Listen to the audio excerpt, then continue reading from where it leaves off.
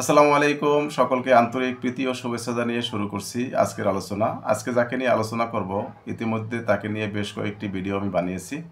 আপনারা যথেষ্ট রেসপন্স করেছেন এবং তার ব্যাপারে আপনারাও শুনতে খুব আগ্রহী বিধায় আমিও তার ব্যাপারে একের পর এক ভিডিও বানিয়ে যাচ্ছি। যাই হোক, আজকে পলকের ব্যাপারে কিছু বলার আগে আপনাদেরকে বলে রাখি, আমার নতুন চ্যানেল যদি আপনাদের ভালো লেগে থাকে তাহলে চ্যানেলটি সাবস্ক্রাইব করে দিবেন, লাইক কমেন্ট শেয়ার করবেন আর আমার ভিডিওটি সম্পূর্ণরূপে দেখবেন। যাই হোক, এবার আলোচনা করি পলকের ব্যাপারে। পলক 5ই আগস্টের পরে শেখ হাসিনা পালিয়ে যাওয়ার পরে কিন্তু অ্যারেস্ট হয়েছেন এবং ওনার ব্যাপারে অনেকগুলি মামলা আছে। আসলে ওনার ব্যাপারে কেন বলবো, আওয়ামী লীগের একজন ওয়ার্ডের সভাপতি থেকে শুরু করে সাধারণ একজন আওয়ামী লীগের নামদারি পোস্টদারি যদি লোক থাকে তার ব্যাপারেও হাজার হাজার মামলা হওয়া উচিত। কারণ বিগত ফ্যাসিস্টের আমলে তারা যে অন্যায় অত্যাচার করেছেন, জুলুম করেছেন, নির্যাতন করেছেন, এটার কোনো শেষ নেই। তো এটার মামলা দিতে গেলে এক একজনের নামে কয়েকশো মামলা হয় এবং এক একজনের যদি আদালত অনুযায়ী, নিয়ম অনুযায়ী, যদি আইন অনুযায়ী যদি জেল হয় তাহলে কয়েকশো বছর হয়। যাই হোক, এটা আসলে আমি বলার জন্য বললাম, এটা হয়তো আইন ওইভাবে দিবে না, আইনেরও একটা রুলস আছে, মানে মাপকাঠি আছে। যাই হোক, এবার পলকের ব্যাপারে একটু বিস্তারিত তুলে ধরি। পলক আজকে যে বুধবারে যে পলককে আদালতে হাজির করা হয়েছে সেখানে কিন্তু তার একটা মানি লন্ডারিং আইনের একটা মামলা ছিল। সেখানে তাকে সকাল 8টায় প্রেরণ করা হয় আদালত, কারাগার থেকে আদালতে।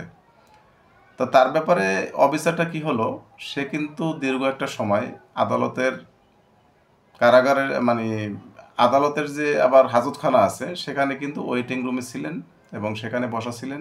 দীর্ঘ একটা সময় পরে তাকে আদালতে ডাকা হয়, দু একটা প্রশ্ন করে তাকে কিন্তু আবার প্রিজন ভ্যানে তোলা হয়। তবে ভ্যানে তোলার সময় তার মাথায় হেলমেট ছিল এবং পুলিশের বুলেট প্রুফ জ্যাকেট পরা ছিল। তো ওই সময় তার এলাকার কিছু লোক ওই প্রিজন ভ্যানের কাছে এসে তাকে কিছু প্রশ্ন করে এবং তারা বলে যে, পলক ভাই, আপনার জন্য আসলে আমরা খুব দোয়া করি। তাই তখন সেও আবেগ উৎফুল্ল হয়ে সেও বলে যে, ভাই দোয়া করেন। এই কথা বলতে বলতে কান্না করে দিচ্ছেন এবং তার যে শারীরিক অবস্থা দেখলাম, তার কিন্তু মাথার চুল সম্পূর্ণ ন্যাড়া করা এবং চেহারার যেই অবস্থা, মনে হয় মানুষ ক্যান্সার হইলে যেভাবে অবস্থা হয় সেই রকম হয়েছে। তো এখন দেখেন, এত ক্ষমতা, এত দম্ভ, এত পাওয়ার আজকে কোথায় গেল? তাই বলি, যারা এখনও দলীয় বিভিন্ন পোস্টে আছেন, এই পলকের কথা চিন্তা করে আপনারা একটু ভালো হয়ে যান।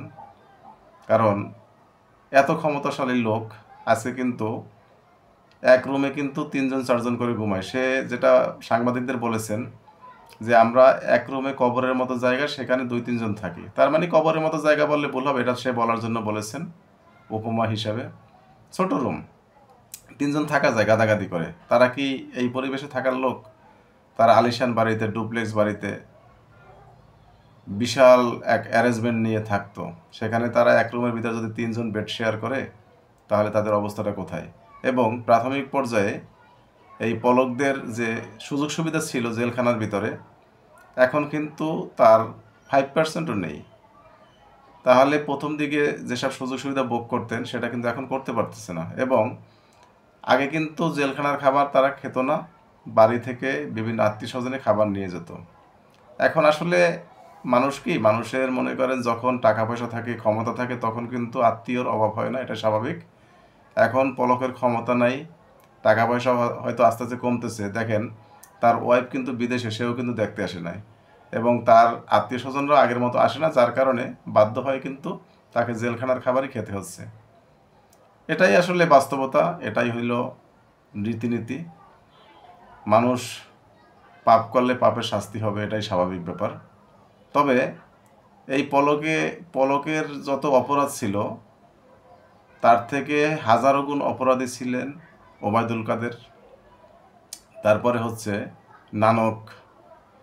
এরকমের হিসাব করতে গেলে কয়েকশো লোক বলা যাবে।